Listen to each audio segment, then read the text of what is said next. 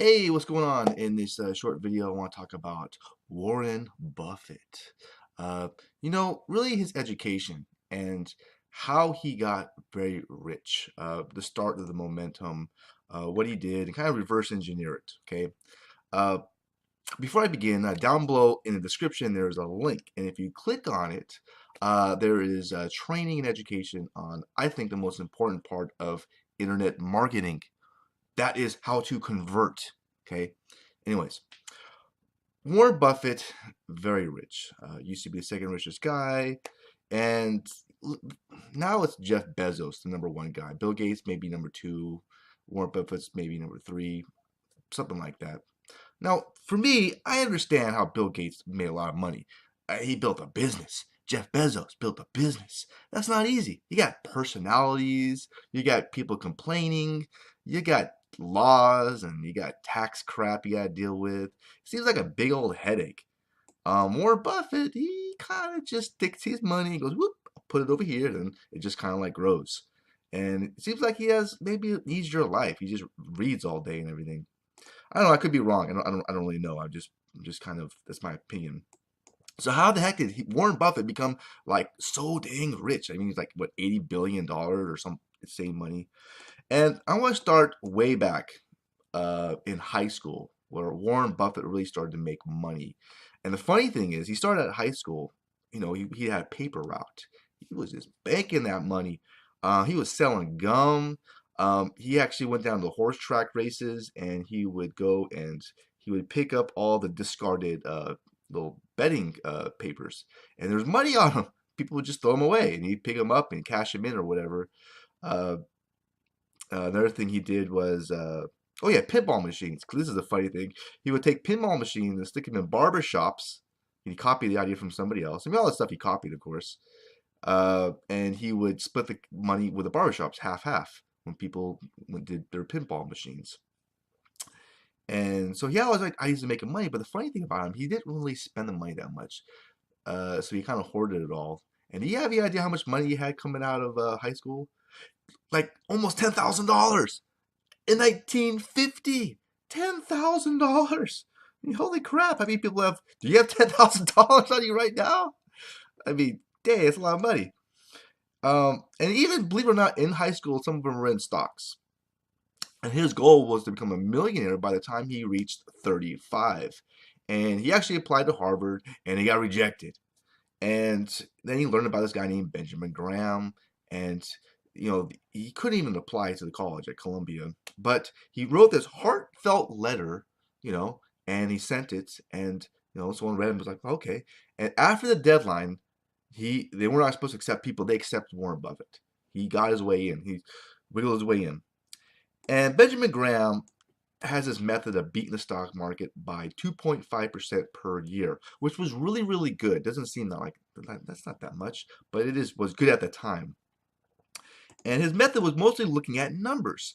Before him, assessing stocks value was sort of like guesswork. And he worked with publicly traded information, and he rarely went to these bigwig meetings and meetings with the management or nothing like that. His whole idea, let me tell you his education, his strategy was, if someone could buy the stock at a price that valued the company cheaper than its net worth, Graham said eventually, like the key word eventually, the stock's price would rise to reflect the intrinsic value. So he was looking at these really good companies that had low stock prices, and then buying them, and that was the key. Okay, a value investor. Okay, there's another type of investor too, which I don't want to get on a tangent, called growth investors. The second kind of law that Benjamin Graham, I just want to talk about Benjamin Graham a little bit, but was that if enough people thought a company's stock was worth X, it became worth X until enough people thought otherwise. Yet that did not affect the intrinsic value of the stock, of the company, which was the class number one. So Graham's investment method was not simply about buying stocks cheap. It was also about the intrinsic value. That's the important part. Okay, if it's a good company, that's the key. And as much as anything, it was actually rooted in understanding psychology of people. The bull, the bear markets, the greed, the fear, and enable his followers to keep their emotions from influencing their decision making. That's the hardest part. Another key to his method was to use a margin of safety, because investing is built on estimates and uncertainty.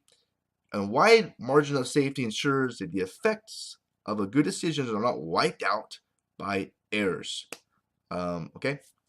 And he has a good example, which is Mr. Market, is your servant. He's not your master. And basically, it's like a big moody character, and who offers to buy and sell stocks every day. He comes to you, boom, boom, boom, often at prices that don't make a lot of sense. And Mr. Market's mood should not influence your view of the price. Okay, if he's like in a shitty mood, or if he's like, "Oh my God, it's Bitcoin, we're going to get rich," and it shouldn't really influence how you buy it. And but we as humans, like my neighbor who's a gardener is like, "Oh my God, I'm getting rich on Bitcoin. You gotta buy this shit. I don't know what the hell it is, but buy it." I'm like, "What the?" Okay. Anyways, but yeah, you shouldn't be influenced by the mood of the market or people or emotions. He had a good saying too, which I really liked, which was, "When everyone's greedy, ooh, be fearful. When everyone's fearful, be greedy." It makes a lot of sense to me. All right. All right. Now, with Warren Buffett, when he was in college learning from Benjamin Graham, he was like focused, like a spotlight. 24-hour, 20 like insane hours. He would go just haunt the library reading crap. He was the star student of Benjamin Graham. I mean, he could quote Graham's examples and come up with exactly. He read everything. He memorized everything. He was in nutty. And basically earned. He was like the only student to earn A+ in his class. And after graduation, what do you do? What do you do? He wanted to work for Ben Graham, and he even offered to work for free, all sort of stuff. And Ben Graham just turned him down, said no. But I want to talk about the second thing, which is, what do you think Warren Buffett's biggest problem going through high school, college, all that stuff? What do you think? What was the money? Yeah, women. and also people too. But he actually trusted Dale Carnegie, which actually helped him get along with people. It helped him in public speaking, and that kind of helped his confidence too. Because I mean, he was super introverted, reading papers and money and numbers. So that's one of his biggest achievements, which I thought was interesting. And the one quote I want to share with you, which I really like, is, "I learned that it pays to hang around people uh, who are better than you, because you will float upward a little bit. And if you hang around with people that behave worse than you, pretty soon you'll be sliding down the pole." It just works that way. That's a quote. I really like it. Kind of reminds me of Tim Ferriss's like #1 saying is, "You are who the 5 people you hang out with," or something like that. So since entering Columbia, he had 10 grand. He had grown the money in college by more than 61% a year, but he was in a hurry, and he wanted a very aggressive compound rate to meet his #1 goal, become a millionaire. So he decided to start a partnership like a Graham Newman sister hedge funds. And he even had a whole formula he would go to. He started with 10 people he knew. He said, "Listen, yo, uh, I'm going to go and I'm going to look at stocks all day long, and I want your money to invest in, okay?" Uh, and his formula was that he got half the upside above 4%. So if stock went above 4%, he would get half of that. And he took a quarter of the downside himself. So if he broke even, he made no money. So he was pretty much banking he's going to make some cash. He was going to make other people's cash.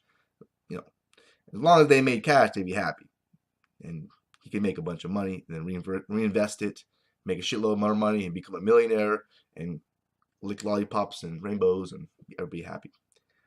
Another thing he said was his obligation to pay back losses were not limited to his capital. So he can go just completely broke too, supposedly, if he just picked the wrong one.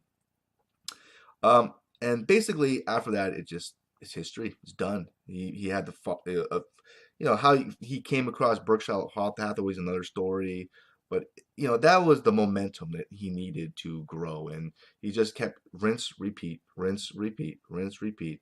And there's also a lot of cool stuff with technology, how that came into the marketplace, which is another story, and how he deals with it. And there's Bitcoin too, which is another fascinating topic in cryptocurrencies. But anyways, that's how he got started making money and getting really, really rich. This video is getting too long. So anyways, yeah, thanks a lot for, hope this video was valuable. If it was, hit the thumbs up button. Also share it if you really like it, to people that may benefit from it. That's their idea.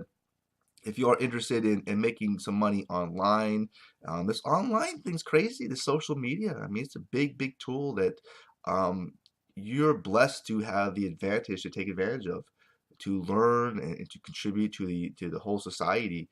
And if you really want to make money online, though, because I've been trying to get at this game for a little while, I failed a lot and I've had some successes, but my biggest failure was just not converting. The email marketing, the sales funnels, there's a lot of work there, and that's the place to go to get education, I think. They will really give you a nice shortcut on if you want to say like affiliate marketing, which is a good way to make money, or even e-commerce too. So I highly recommend you check out that link below, and you can learn a lot of stuff, cool stuff, that will really help you out in the online world. Okay, thanks a lot for watching this video. Take care, and bye.